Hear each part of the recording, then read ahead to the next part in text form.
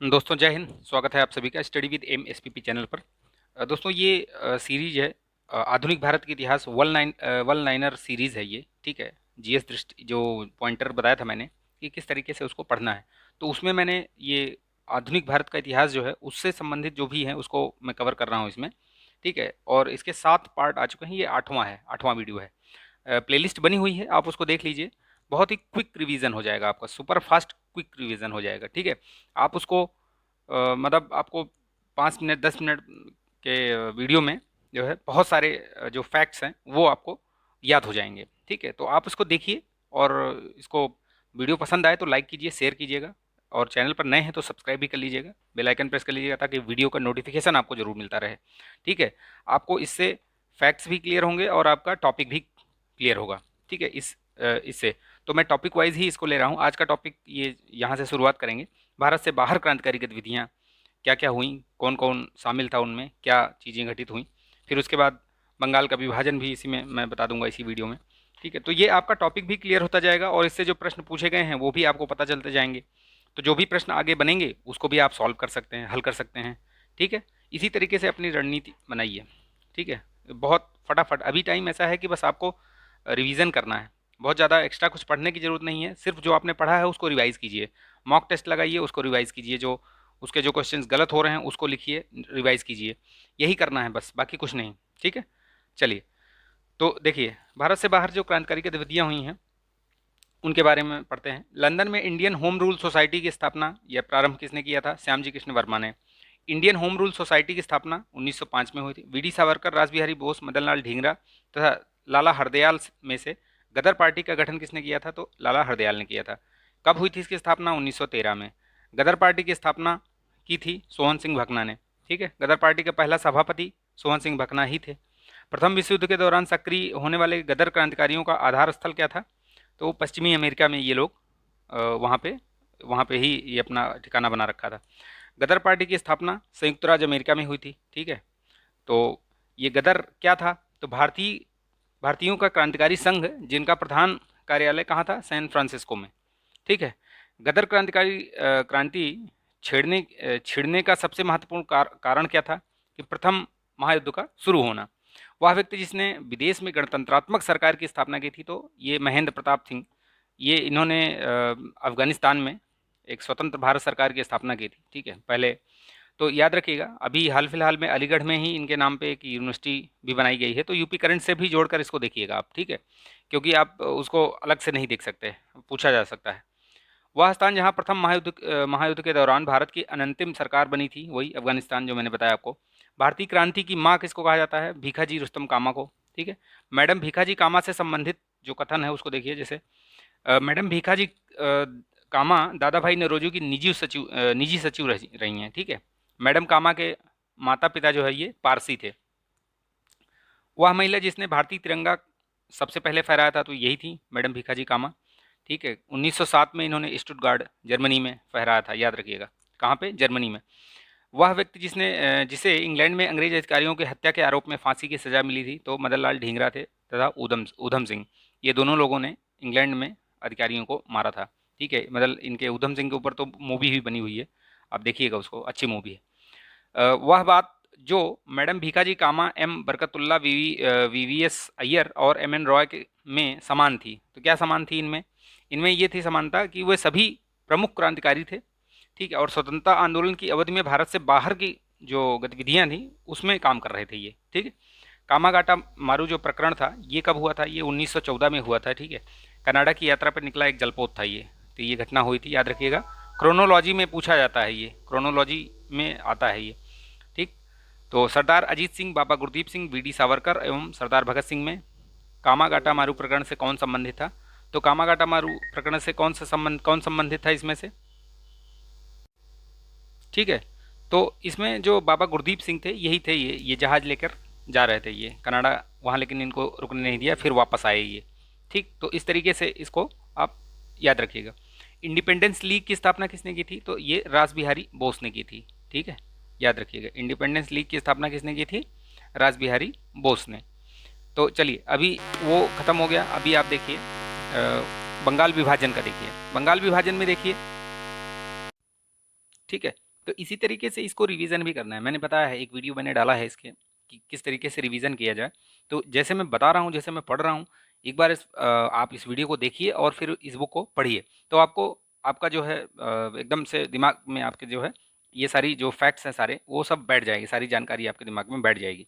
चलिए, तो बंगाल ये विभाजन देखते हैं और स्वदेशी आंदोलन। ठीक, हड़प नीति, बंगाल विभाजन, स्थायी बंदोबस्त तथा सहायक संधि में सबसे बाद में कौन सा हुआ? तो बंगाल का विभाजन ही सबसे बाद में हुआ।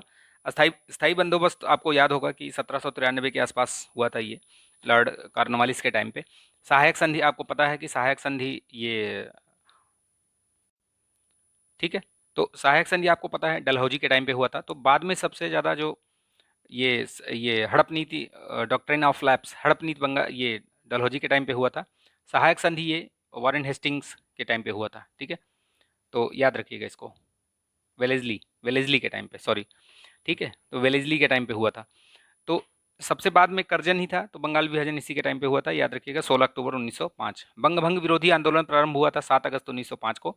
वह आंदोलन जो बंग भंग के बाद शुरू हुआ, तो कौन सा था वो? स्वदेशी आंदोलन, उसी के अगेंस्ट, मतलब उसी का विरोध प्रदर्शन था ये।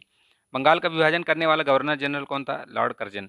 बंगाल विभाजन के समय बंगाल का लेफ्टिनेंट गवर्नर कौन था? तो सर एंड्रू फ्रेजर, याद रखिएगा, ये थे उस समय बंगाल के लेफ्टिनेंट गवर्नर। बंगाल विभाजन 1905 के विरोध में हुए आंदोलन का नेतृत्व किसने किया था? तो एस एन बनर्जी ने किया था। ठीक, W C Banerjee, S N Banerjee, R N ये रविन्द्रनाथ टैगोर, बीजी तिलक में से वह जो स्वदेशी आंदोलन का आलोचक था तथा पूर्व तथा पाश्चात्य के मध्य एक बेहतर संबंध का समर्थक था। तो ये रविन्द्रनाथ टैगोर जी ही थे जिन्होंने जब विदेशी वस्त्रों की जब होली जलाई गई, तो इन्होंने भी बोला था कि ये निष्ठुर बर्बादी है, ऐसे करके बोला था इन्होंने, एक वक्तव्य दिया था इन्होंने। तो ये उसके विरोध में थे कि नहीं, ऐसा नहीं होना चाहिए करके। बंगाल में ब्रिटेन की वस्तुओं का बहिष्कार का सुझाव किसने दिया था सर्वप्रथम? तो कृष्ण कुमार मित्र ने दिया था। ब्रिटिश वस्तुओं के बहिष्कार को राष्ट्रीय नीति के रूप में अपनाया गया 1905 में। बंगाल का विभाजन मुख्यतः किया गया था बंगाली राष्ट्रवाद की वृद्धि को दुर्बल करने के लिए। ठीक है, ये उनका मतलब उनकी रणनीति थी, ये बांटो और राज करो वाली। बंगाल विभाजन के विरुद्ध राष्ट्रवादियों द्वारा प्रारंभ किए गए कार्यक्रम, बायकॉट, स्वदेशी और ये राष्ट्रीय शिक्षा वगैरह, ये सब काम किए गए। स्वदेशी और बहिष्कार पहली बार संघर्ष की विधि के रूप में अपनाए गए, तो कहाँ कब अपनाए गए? बंगाल के विभाजन के जो विरुद्ध आंदोलन चला था उस दौरान स्वदेशी और बहिष्कार। ठीक, बंगाल 1905 में विभाजित हुआ, जिसके विरोध में फलस्वरूप यह दोबारा कब विभाजित हुआ? 1911 में। ठीक है, मद्रास में स्वदेशी आंदोलन का किसने नेतृत्व किया था? चिदम्बरम पिल्लई ने किया था। स्वदेशी आंदोलन का नेतृत्व दिल्ली में किसने किया था? सैयद हैदर रजा ने। पूछा जाता है, ये सारे प्रश्न पूछे गए हैं, PYQ ही हैं। महिलाएं, कृषक, मुसलमान तथा बुद्धिजीवी वर्गों में से 1905 के स्वदेशी आंदोलन से मुख्यतः अप्रभावित कौन रहा? कृषक तथा मुसलमान इसमें भाग नहीं लिए थे। ठीक, तो याद रखिएगा, वंदे मातरम जो है ये भारतीय राष्ट्रीय आंदोलन का शीर्षक गीत बना कब? स्वदेशी आंदोलन में ही वंदे मातरम करके ये गाया जाता था। स्वदेशी की भावना से ओतप्रोत भारत के चरमपंथी राष्ट्रवादी आंदोलन काल में के संदर्भ में सही कथन नहीं है। तो ये जो दिया हुआ ये नहीं कथन गलत है, यानी कि लियाकत हुसैन ने बारिसाल के मुस्लिम किसानों के आंदोलनों में उनका नेतृत्व किया था, तो ये गलत है, यहाँ भाग ही नहीं लिया था। ठीक, ब्रिटिश पत्रकार HW नेविंसन जुड़े थे किससे? स्वदेशी आंदोलन से। वेब मिलर किससे जुड़े थे? आप कमेंट करके बताइएगा, कौन से आंदोलन से जुड़े हुए थे वो वेब मिलर। भारत की प्राचीन कला परंपराओं को पुनर्जीवित करने के लिए एक Indian society of oriental art की स्थापना किसने की थी? तो ये अवनींद्र नाथ टैगोर, ये रविन्द्रनाथ टैगोर जी के ही भाई थे, गुरुदेव के ही, तो इन्होंने इसकी स्थापना की थी। ठीक, अब देख लेते हैं कांग्रेस का जो बनारस अधिवेशन, कलकत्ता अधिवेशन और सूरत अधिवेशन हुआ था, उसमें क्या क्या खास रहा। ठीक है, तो देखिए, भारतीय राष्ट्रीय कांग्रेस का जो 1905 में बनारस का अधिवेशन हुआ, गोपाल कृष्ण गोखले उसके अध्यक्ष थे, और उसी में ये स्वदेशी आंदोलन जो इसका मतलब इसकी पुष्टि हुई थी, वहीं से हुई थी। ठीक, 1906 में ही कलकत्ता में कांग्रेस अधिवेशन की अध्यक्षता किसने की थी? तो दादा भाई नौरोजी ने। 1905 में बनारस में हुआ था और गोपाल कृष्ण गोखले ने किया था, और इसका जो 1906 में हुआ था, पूर्ण स्वराज की मांग इसी में की थी दादा भाई नौरोजी ने सर्वप्रथम। ठीक, याद रखिएगा, ये पूरा एक कथन दिया गया है, इसको आप पढ़ लीजिएगा, ये गोपाल कृष्ण गोखले जी का कथन है ये। ठीक, 36 वर्ष की इंपीरियल विधायक, ये वो ऐसे ऐसे करके पूरा पूरा इन्हीं के बारे में बताया गया है। तो किसके बारे में कहा गया है? गोपाल कृष्ण गोखले के बारे में।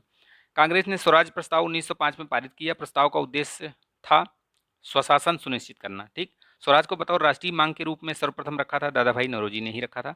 कांग्रेस के मंच में भारतीय राष्ट्रीय कांग्रेस जिस अधिवेशन में प्रथम बार स्वराज शब्द का वो शब्द व्यक्त किया गया था, तो वही बताया मैंने आपको, कलकत्ता के अधिवेशन में 1906 में।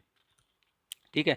भारत में ग्रैंड ओल्ड मैन की संज्ञा किसको दी जाती है, तो दादा भाई नौरोजी को ही बोलते हैं। स्वराज शब्द का सबसे पहले प्रयोग अगर पूछा जाए तो किसने किया था, तो ये दयानंद सरस्वती जी ने कहा था। ठीक, ये स्वराज शब्द। दादा भाई नौरोजी के विषय में कथन सत्य है क्या, उन्होंने poverty and un British rule in India ये पुस्तक लिखी थी। उन्होंने गुजराती के प्रोफेसर के रूप में यूनिवर्सिटी कॉलेज लंदन में कार्य किया था।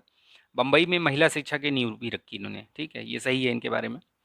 दादा भाई नौरोजी के विषय में ये इनकी जो पुस्तक है, ये वाली poverty and un British rule in India, ये 1901 में इन्होंने मतलब लिखी गई थी, ये उस समय प्रकाशित हुई।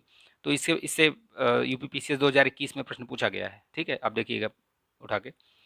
दादा भाई नौरोजी के विषय में सत्य है, वह पहले भारतीय थे जो एल्फिंस्टन कॉलेज बम्बई में गणित एवं भौतिकी के प्रोफेसर नियुक्त हुए थे। 1892 में उन्हें ब्रिटिश पार्लियामेंट का सदस्य निर्वाचित किया गया था। उन्होंने एक गुजराती पत्रिका का भी मतलब राफ्त गुप्तार का आरंभ किया था।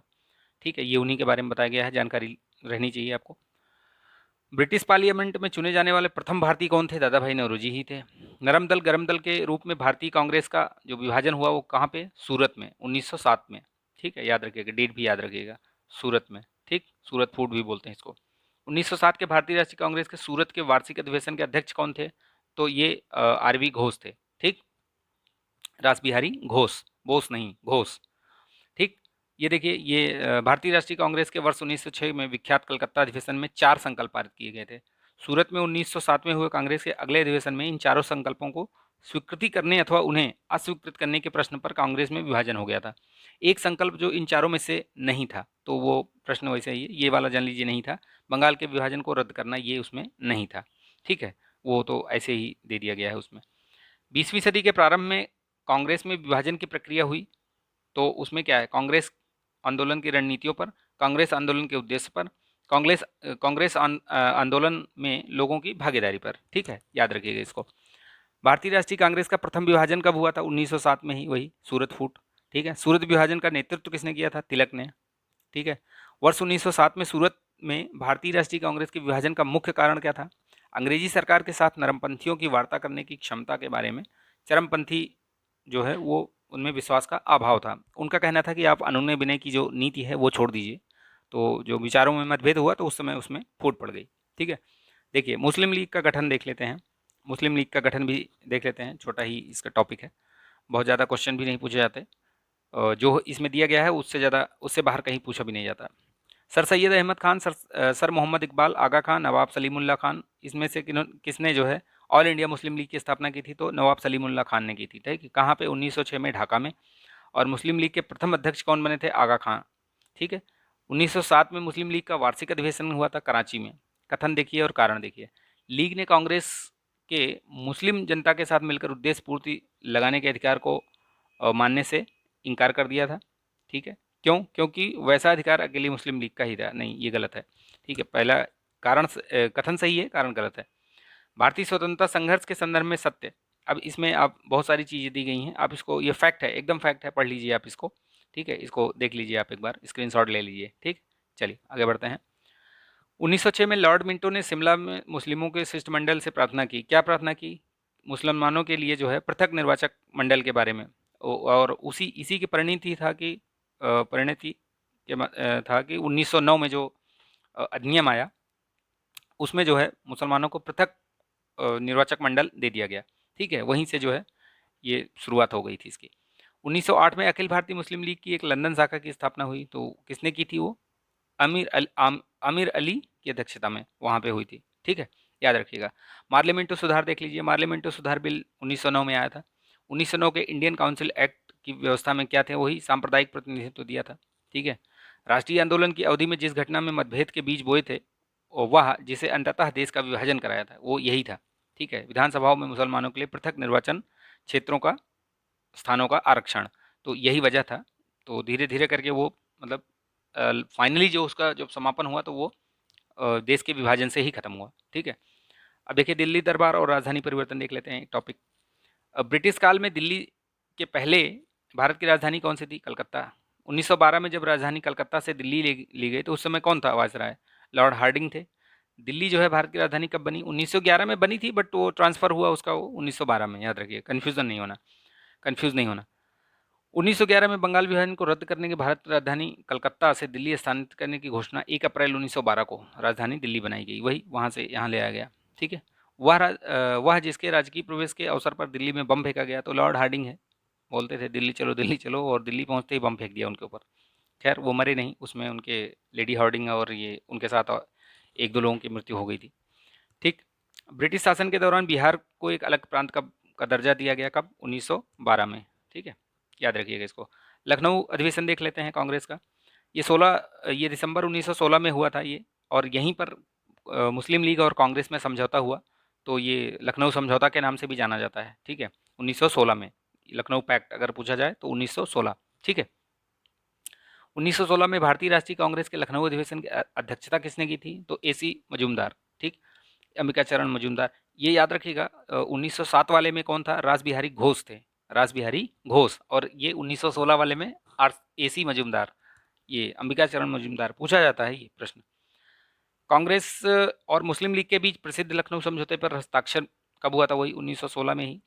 अतिवादियों और उदारवादियों के पुनर्मिलन की प्रक्रिया में प्रमुख शिल्पी कौन थी? तो ये एनी बेसेंट और तिलक ही थे। ठीक है, दोनों लोग थे। लीग और इसके मध्य समझौता करवाया था, ये एनी बेसेंट और इनका दोनों का हाथ था। कांग्रेस के 1916 के अधिवेशन में लिया गया मुख्य दूरगामी परिणाम वाला निर्णय क्या था? मुस्लिम लीग की पृथक निर्वाचक क्षेत्र की मांग को स्वीकार कर ली गई थी। यहीं से मतलब आप बोल सकते हो कि जो कांग्रेस ने ये माना, उसके बाद से ही सारा चीज़, मतलब बहुत चीज़ें बदल गई। इंडियन नेशनल कांग्रेस और मुस्लिम लीग के बीच मतैक्य का काल प्रदर्शित हुआ। ये 1916 से 1922 तक ये चलता रहा। उसी बीच में वो असहयोग आंदोलन ये सब चलते रहे। ठीक है, तो ये सारी चीज़ें होती रहीं।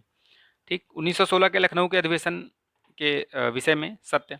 इस इस अधिवेशन में उदारवादियों और उग्रवादियों के बीच पुनः मेल स्थापित हुआ। महात्मा गांधी पहली बार चंपारण के किसानों की समस्या से अवगत कराए गए। तो यहीं पे जो है राजकुमार शुक्ला जी ने बिहार के जो किसान थे उनकी समस्याओं के बारे में अवगत कराया।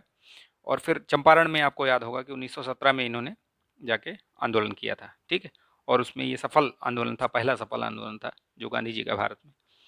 तो इस वीडियो को यहीं तक रखते हैं। आई होप ये आपको अच्छा लगा होगा, और अच्छा लगा है आपको, समझ में आया है, तो प्लीज़ इसको लाइक कर दीजिएगा। लाइक शेयर कीजिएगा, शेयर भी कर दीजिएगा, कमेंट कीजिए अगर आपको कुछ पूछना है, कमेंट भी कर दिया करिए। अच्छा है बुरा है जो भी है। ठीक है, तो आप फिर नेक्स्ट वीडियो में मिलेंगे। ठीक है, चलिए, तो वीडियो देखते रहिए, आप चैनल पर बने रहिए, बहुत सारे वीडियोज़ आते रहेंगे आप लोगों के लिए। मिलेंगे नेक्स्ट वीडियो में, तब तक के लिए अपना ध्यान रखिए, स्वस्थ रहिए, मस्त रहिए, बिंदास रहिए। जय हिंद।